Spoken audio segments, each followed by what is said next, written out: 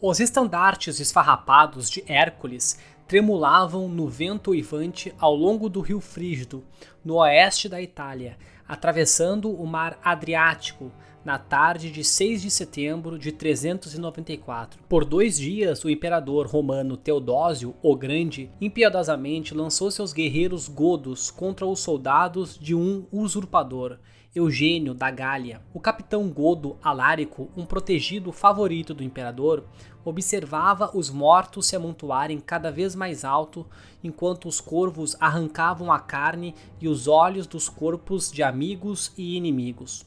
O banho de sangue terminou com uma grande vitória para Teodósio, mas mais da metade de seus 20.000 guerreiros godos jaziam mortos na margem do rio. Mas o saque feito a Roma significaria mais derramamento de sangue e desastre apenas 16 anos mais tarde. Os homens que lutaram por Roma naquele dia nas margens do rio Frígido tinham pouca semelhança com os orgulhosos cidadãos legionários dos dias de Júlio César. A maioria dos romanos passou a desprezar o serviço militar, antes uma profissão honrada, porque arriscar a sua própria vida em uma guerra quando havia muitos estrangeiros dispostos a lutar e morrer por Roma. Mais e mais bárbaros de além das fronteiras imperiais foram alistados no exército e enviados para proteger as fronteiras da incursão de outros bárbaros, muito parecidos com eles. Como os bárbaros eram de culturas marciais, eles não se importavam em lutar pelos romanos.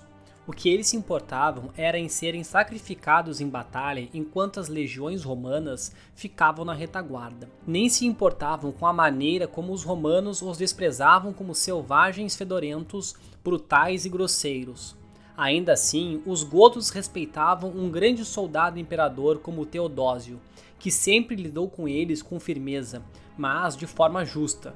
Quando Teodósio morreu em 395, o império foi dividido entre seus 2 filhos, Arcádio, de 18 anos, que governava o leste, e Honório, de 11 anos, que presidia o oeste. Após anos de conflitos entre o Império Romano e os bárbaros godos, com muito sangue derramado e batalhas importantes no contexto histórico, como a de Adrianópolis, Rio Frígido e Polentia, agora Alárico com seu exército se aproximava do coração do Império Romano do Ocidente para dar o golpe final no imperador Honório. Alárico seguiu adiante para tomar Arminium. Ele então se virou para saquear seu caminho sem oposição através da espinha dorsal da Itália, passando por vilas aninhadas sobre penhascos de calcário e através de bosques de carvalho. As terras altas deram lugar a arbustos e terras cultivadas, enquanto sua horda bárbara descia para as margens do rio Tibre, para finalmente ficar diante dos lendários muros de Roma. Os muros da cidade impediram um ataque direto, levando Alárico a bloquear os 12 portões principais de Roma e impedir que provisões viessem do rio Tibre. Diante da fome incipiente, o povo romano fervia de raiva contra os bárbaros, mas eram covardes demais para pegarem armas contra eles. Em vez disso, eles fizeram da família de Estilicão seus bodes expiatórios. Seu filho foi assassinado e sua viúva, Serena, foi estrangulada até a morte por ordem do Senado. A morte de Serena não fez nada para aliviar a fome do povo. As rações diárias caíram de 3 libras de pão para 1/3 de libra, depois para nada. Leta, a rica e idosa viúva do imperador Graciano, fez o melhor que pôde para ajudar os necessitados, mas não foi o suficiente para alimentar a fome insaciável de 1 milhão de habitantes de Roma. Cadáveres amaciados logo se juntaram ao lixo que poluía as ruas estreitas e sinuosas da cidade. Homens sussurravam sobriamente sobre assassinatos a sangue frio em becos desolados, sobre miseráveis repugnantes cuja fome os levou a se alimentar dos mortos. O fedor da morte pairava sobre Roma, e a peste encontrou um terreno fértil na cidade. O Senado não teve escolha a não ser enviar emissários para negociar pela paz. Quando os emissários ameaçaram Alárico com a população armada de Roma, ele riu na cara deles dizendo: "Quanto mais espesso o feno, mais fácil é ceifado", ele brincou. Ele só quebraria o bloqueio se todo o ouro prata e outros tesouros de Roma fossem colocados a seus pés, e os escravos bárbaros fossem libertados do cativeiro. O que nos restará? Exclamaram os emissários. Suas vidas, zombou Alárico. O Senado ficou perplexo. Parecia não haver saída para a sua terrível situação. Os pagãos clamavam por sacrifícios humanos aos velhos deuses abandonados. Mas tal era a crescente influência dos cristãos em Roma que ninguém estava disposto a realizar tais sacrifícios em público. Tudo o que restava era implorar a Alárico por termos mais razoáveis. Por fim, em meados de dezembro, ele cedeu, exigindo apenas 5.000 libras de ouro, 30.000 libras de prata, 4.000 túnicas de seda, 3.000 peles tingidas de escarlate e 3.000 libras de pimenta.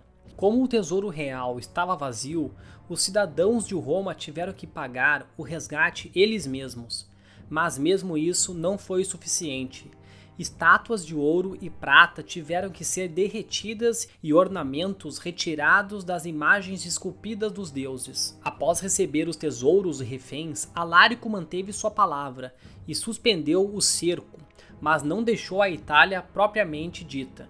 Em vez disso, ele se estabeleceu na Etrúria pelo resto do inverno. Alárico tinha se saído bem. Não apenas os godos estavam sentados em uma pilha de espólios, mas suas fileiras estavam inchadas com os escravos bárbaros recém-libertados. Mais reforços também estavam a caminho. Atulfo, cunhado de Alárico, liderou um corpo de godos e hunos através do Danúbio e abriu caminho por léguas de território imperial. Perto de Pisa, no entanto, 300 hunos a serviço de Honório saltaram sobre as colunas de Atulfo. Disparando de seus pôneis rápidos, os arcos compostos dos hunos causaram um pedágio mortal. Antes que os homens de Atulfo pudessem reunir seus números e expulsar os invasores, 1.100 godos foram mortos ou feridos. De volta à Itália, Alárico estava pronto para se contentar em ser nomeado mestre dos soldados da empobrecida província fronteiriça de Nórica. Esta era uma patente menor do que a que ele tinha na Ilíria, mas Alárico precisava desesperadamente fornecer comida e abrigo para as multidões de godos sob seus cuidados. Enquanto isso, Honório enfrentou outro motim em Ravenna. Olímpio, o mais novo bode expiatório para os infortúnios do Império, foi demitido e forçado a fugir da Itália. As tropas, no entanto, não se acalmaram até que vários outros comandantes de alto escalão foram exilados e posteriormente mortos por seus guardas. A forma como Honório lidou com a crise deve ter aumentado sua autoconfiança. Ele recusou as últimas exigências de Alárico. Quando foi sugerido que Alárico poderia suavizar suas já razoáveis exigências territoriais se recebesse o antigo título de Estilicão, general romano que havia sido decapitado em Ravenna um ano antes, Honório zombou que tal honra nunca deveria ser mantida por Alárico ou por qualquer um de sua raça. Para proteger Roma da represália antecipada de Alárico, Honório liberou a flor das legiões de Ravenna. Cerca de 6.000 soldados romanos estavam indo em direção a Roma. Aparentemente, seu comandante, Valente, pensou que estava abaixo de sua dignidade se esgueirar pelos destacamentos de Alárico. Alárico preparou uma emboscada e subjugou completamente o exército insignificante de Valente. Apenas 100 legionários chegaram a Roma. No final de 409, Alárico, agora reforçado por Atulfo, marchou sobre Roma com 40.000 guerreiros godos, vândalos, alanos e hunos. Desta vez, Alárico ocupou o enorme porto de Ostia, com seus enormes moles quebra-ondas, bacias profundas e espaçosas e inúmeras dependências. Era aqui que os grandes carregamentos de grãos da província da África eram armazenados. Com seu suprimento de alimentos garantido, os godos acolheram o abrigo das violentas tempestades que marcavam o inverno italiano, proclamando que seu inimigo não era Roma, mas Honório. Alárico ameaçou cortar o suprimento de grãos de Roma a menos que o Senado elegesse um novo imperador. Honório não tendo sido de nenhuma ajuda para eles, o Senado obedeceu colocando a coroa e a púrpura no prefeito da cidade, um grego chamado Prisco Atalo. A multidão inconstante saudou a escolha do Senado com alegria, não apenas em Roma, mas também em Milão. Atalo se gabou de que não deixaria a Honório nem mesmo o nome de imperador, nem um corpo são, mas o mutilaria e o exilaria para uma ilha. Confiante em seu novo aliado, Alárico marchou imediatamente para sitiar Ravenna. Com Atalo em Roma e o exército de Alárico do outro lado, fora de seus portões, Honório estava profundamente preocupado. Ele estava prestes a fugir para Constantinopla quando 6 legiões, cerca de 4.000 homens, chegaram da capital oriental, com eles guarnecendo os parapeitos e torres. Honório se sentiu confiante o suficiente para permanecer entrincheirado em Ravenna. O conde Heracliano da África fechou seus portos. Nenhum outro navio carregado de grãos navegou para a Hóstia. Qualquer grão que restasse nos depósitos, os godos usavam para si mesmos. A fome novamente afligiu os romanos. Alárico rompeu seu investimento em Ravenna e reduziu a maioria dos cidadãos de Emília que haviam recusado o governo de Atalo. Nisso ele não recebeu ajuda de Atalo, que parecia capaz apenas de conduzir negociações infrutíferas com Honório e Heracliano. Alárico logo se cansou e convocou Atalo a Ariminium para publicamente despejá-lo da púrpura.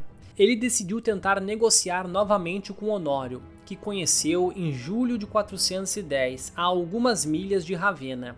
Saros, o velho inimigo de Alárico, também estava em Ravenna. Ele não queria ver paz entre Alárico e o imperador. Gritando e agitando suas armas, Saros e seus godos atravessaram o acampamento de Alárico antes de voltarem rapidamente para a segurança dos bastiões de Ravenna. Convencido de que Honório e Saros estavam trabalhando juntos, Alárico enfureceu-se com as negociações e marchou sobre Roma pela 3ª vez. Desta vez, ele não estava com disposição para misericórdia. Mais uma vez, os bárbaros estavam nos portões, bloqueando Roma e matando de fome sua população infeliz. Os escravos e servos góticos se perguntavam por que deveriam sofrer por seus senhores romanos. E à meia-noite de 24 de agosto de 410, um grupo deles roubou o portão Salariano e o abriu para seus antigos parentes. Os cidadãos de Roma acordaram com o som das trombetas góticas. O inimigo estava dentro da cidade. Quando o saque godo de Roma estava no ápice, os bárbaros invadiram as ruas, oprimindo a cidade por 3 dias de pesadelo. O palácio do historiador Salustino foi queimado até o chão, e as casas aristocráticas ao longo do Aventino também foram incendiadas. Os piores infratores foram os hunos que serviram no exército de Alárico. Móveis ricos foram jogados pelas janelas, cortinas de seda foram arrancadas das paredes, floreios de joias foram arrancados de estátuas. Romanos ricos eram repetidamente espancados e chutados até revelarem tesouros escondidos.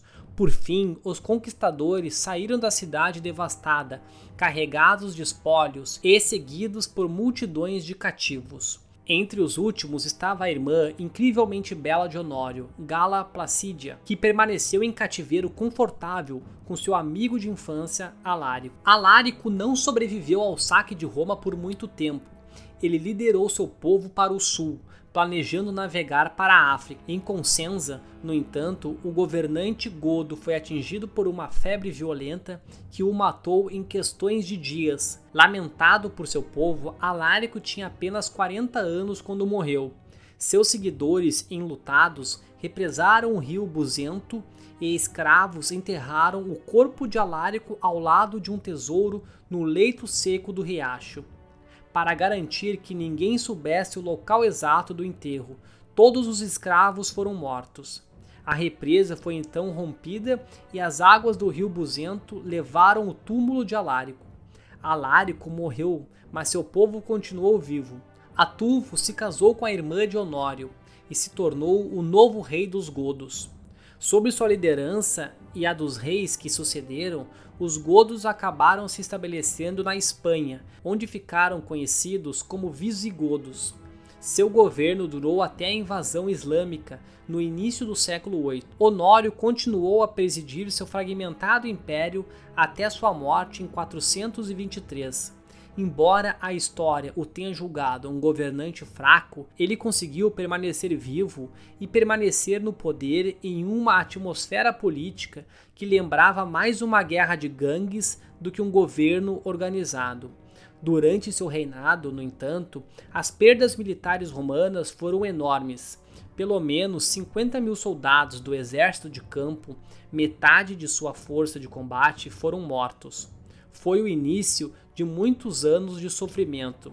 Em 455, os vândalos devastaram Roma novamente. 22 anos depois, um rei bárbaro chamado Odoacro despôs o último imperador romano, Rômulo Augusto, pondo fim a mais de 8 séculos de dominação romana no mundo ocidental. Se você gostou do vídeo, deixe um like e se inscreva no canal. Grande abraço a todos!